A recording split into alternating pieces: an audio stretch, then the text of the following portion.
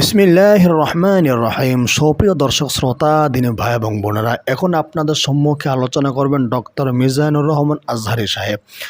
আমরা তার আলোচনা আপনাদের সামনে এখনই ওপেন করে দেব। তার গুরুত্বপূর্ণ কথা আপনি এবং আমি শুনবো ইনশাআল্লাহ। তবে তার পূর্বে আপনাদেরকে আমি একটা আশ্চর্য জিনিস দেখাতে চাই, যেটা আমি নিজ হাতে তৈরি করেছি আলহামদুলিল্লাহ। সেটা হলো এই কালো জিরা মিক্স। এখানে 8টা উপাদান আছে: মধু, কালো জিরা, রসুন, খেজুর, কিশমিশ, কাজু বাদাম, চেরি ফল এবং জাফরান রয়েছে। এটি খেলে আপনার যে কোনো দুর্বলতা, শারীরিক দুর্বলতা দূর হবে, শরীরে শক্তি আসবে, কোষ্ঠকাঠিন্য দূর হবে, বুক জ্বালাপড়া দূর হবে, ব্যথা নিরাময় হবে। কারণ এখানে কালো জিরা আছে, যা সকল রোগের ওষুধ, মৃত্যু। এখানে মধু রয়েছে, রসুন রয়েছে, অনেক উপাদান রয়েছে 8টি। তো এটি আপনি যেটুকু নিয়ত করে খাবেন ইনশাআল্লাহ আল্লাহ আপনাকে সুস্থতা দান করবেন। আর এর সাথে একটা টাইমিং পাউডার ফ্রি দিয়ে থাকে, যারা স্ত্রীর সহবাসে দুর্বল, ওই টাইমিং পাউডারটা খেলে আপনার শক্তি ফিরে পাবেন ইনশাআল্লাহ। তো চলুন দেরি না করে ডক্টর মিজানুর রহমান আজহারি সাহেবের বক্তব্য এখনই শুনে আসি। চোখে মুখে অন্ধকার, বাঁচার কোনো উপায় নাই, তখন এই দোয়াটা পড়তে হবে। এই দোয়া পড়ে আল্লাহর কাছে ফরিয়াদ করলে বিপদ মুক্ত করবেন কে? এমন বিপদ মাঝে মাঝে হয় না, দেয়ালে পিঠ থেকে যায়, চোখে মুখে অন্ধকার, কি করব দিশা খুঁজে পাই না, এরকম হয় কখনো? হ্যাঁ, আপনাদের হয়? হয় না? তো জান্নাতে আছেন আপনারা। হয় হয় এরকম হয়েছে না যে দেয়ালে পিঠ থেকে গেছে, চোখে মুখে অন্ধকার, ওই যাব, কি করব, বাঁচানোর কেউ না, এরকম হয়েছে কখনো আপনাদের? যদি হয় তাইলে এটার সলিউশন বলবো, না হইলে তো এগুলো বলে লাভ নাই। হয় হয় হয় বিশ্বনবী এরকম কঠিন বিপদে পড়েছেন জীবনের কিছু কিছু মুহূর্তে। ওই মুহূর্তে বিশ্বনবী স্পেশাল 2টা দোয়া পড়তেন। এই দোয়াগুলো আপনাদেরকে জানিয়ে দেয়। বিশ্বনবী বলেন, কঠিনতম বিপদে যখন পড়বা, দেয়ালে পিঠ থেকে যায়, চোখে মুখে অন্ধকার, বাঁচার কোনো উপায় নেই, তখন পড়বা লা ইলাহা ইল্লা আনতা সুবহানাকা ইন্নী কুনতু মিনাজ জালিমিন। আল্লাহ, তুমি ছাড়া কোনো ইলাহ নাই, তুমি পবিত্র, নিশ্চয় আমি জালিমদের অন্তর্ভুক্ত। সুবহানাল্লাহ বলেন। এই দোয়া সাইয়েদনা ইউনূস আলাইহিস সালাম পড়েছিলেন যখন মাছের পেটে ছিলেন। কিসের পেটে? এবং অনেক মুফাসসিরিন একরাম বলেছেন, অনেক আহলুল ইলমরা বলেছেন, এটা হচ্ছে ইসমে আজম। ইসমে আজম এমন দোয়া যেটা দিয়ে দোয়া করলে আল্লাহ দোয়া কবুল করে। কিন্তু এটা কোনটা, এটা নিয়ে ইখতিলাফ আছে। কোন আহলুল ইলম বলেন এই লা ইলাহা ইল্লা আনতা সুবহানাকা ইন্নী কুনতু মিনাজ জালিমিন, এটা হচ্ছে ইসমে আজম। সাইয়েদনা ইউনূস আলাইহিস সালাম পড়েছেন, আপনারা পড়েননি? তুফান হইলে পড়েন না? আমাদের এলাকায় তো এটা খুব, এটার উপর ব্যাপক আমল আছে। পটুয়াখালীতে কি অবস্থা বলেন? পড়েন পড়েন পড়েন পড়েন। প্রিয় ভাইরা, আসলে এটা দুআউল মুসিবা, বিপদে পড়লে এ দোয়া পড়তে হয়। লা ইলাহা ইল্লা আনতা সুবহানাকা ইন্নী কুনতু মিনাজ জালিমিন, এটা পড়বেন আপনারা। এই দোয়া পড়ে সাইয়েদনা ইউনূস আলাইহিস সালাম মাছের পেট থেকে রক্ষা পেয়েছিলেন। রক্ষা করেছিল কে? তুমি ইউনূস নবীরে যখন খাইলো মাছেতে গিলিয়া, ফেরেশতা পাঠাইয়া দিলে ইসমে আজম দিয়া, প্রাণে ছিল যাহার ভয় সেথা পাইল আশ্রয়, প্রাণে ছিল যাহার ভয় সেথা পাইল আশ্রয়, মাছের পেট হতে সে যে পেল পরিত্রাণ। আল্লাহু আল্লাহু তুমি জাল্লে জালালুহু, শেষ করা তো যায় না গে তোমার গুণগান।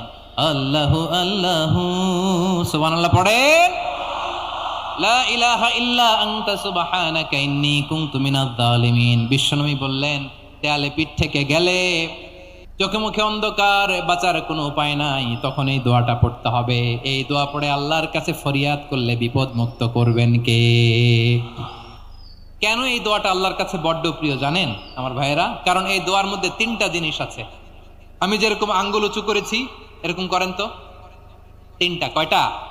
3টা। 1 নম্বরে হচ্ছে তাওহীদ, 2 নম্বরে তাসবিহ, 3 নম্বরে তাকরীর। আই রিপিট, আবারও বলছি, 1 নম্বরে তাওহীদ, 2 নম্বরে তাসবিহ, 3 নম্বরে তাকরীর। এই দোয়াটা আল্লাহর কাছে এত পছন্দনীয় কারণ এ দোয়ার প্রথম অংশে আছে তাওহীদ, আল্লাহর একত্ববাদের ঘোষণা। লা ইলাহা ইল্লা আনতা, ও আল্লাহ আপনি ছাড়া কোনো ইলাহ নাই, উপাস্য নাই, একথা বললে আল্লাহ বড্ড খুশি হয়ে যায়। সুবহানাল্লাহ পড়েন। এ দোয়ার দ্বিতীয় অংশে আছে তাসবিহ মানে আল্লাহর প্রশংসা, প্রশংসা সূচক বাণী।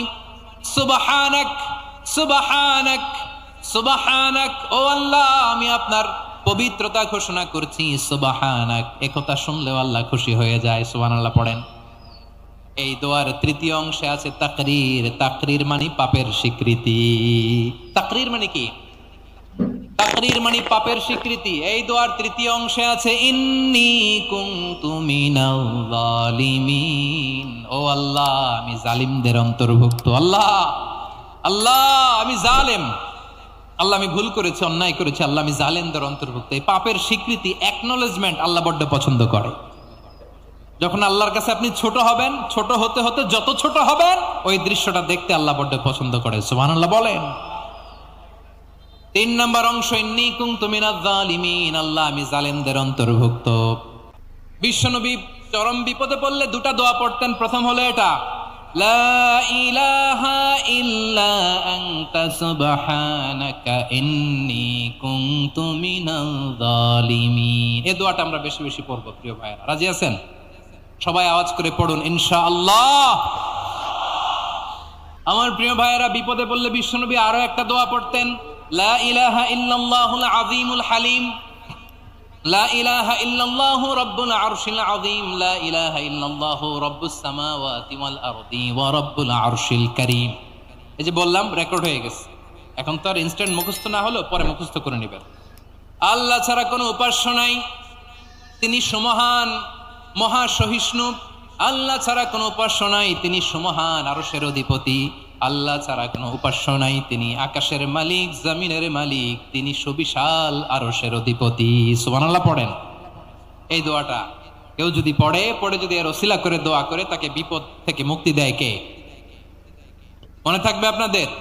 তাহলে বিপদের প্রথম ধাক্কায় কি যেন পড়তে হয়? ইন্না লিল্লাহ। তারপরে কি বলে আল্লাহর কাছে নিজেকে সঁপে দিতে হয়?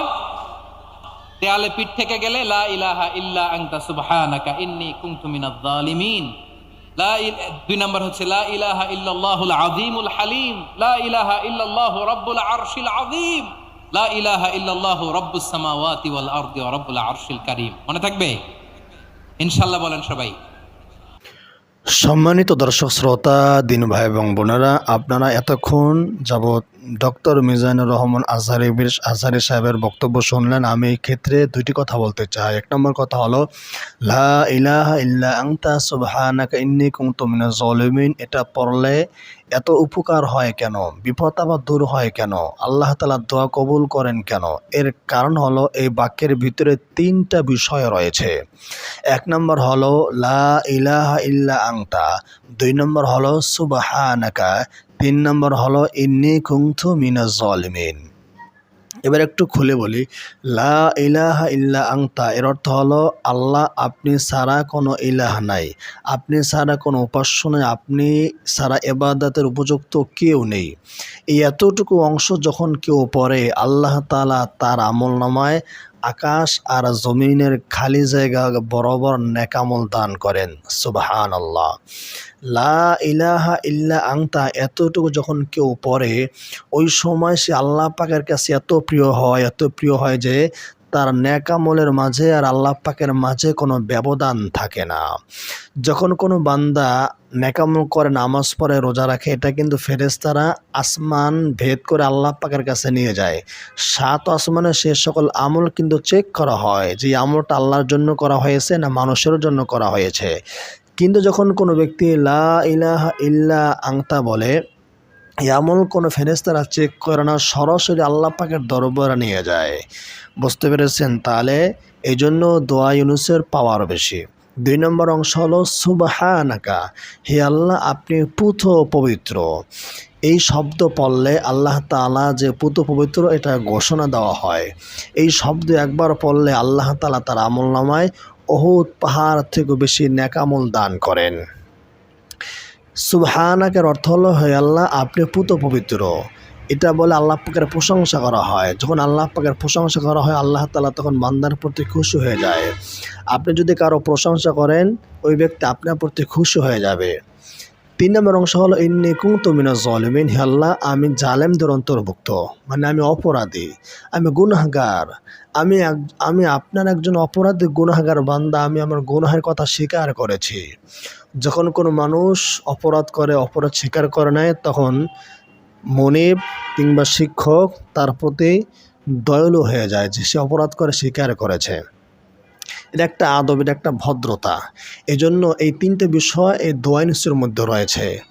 এই জন্য দোয়া ইউনুস পড়লে আল্লাহ তাআলা বিপদ আপদ দূর করিয়ে দেন। তো আমরা দোয়া ইউনুস পড়ব এবং আল্লাহ পাকের কাছ থেকে সাহায্য চেয়ে নেব।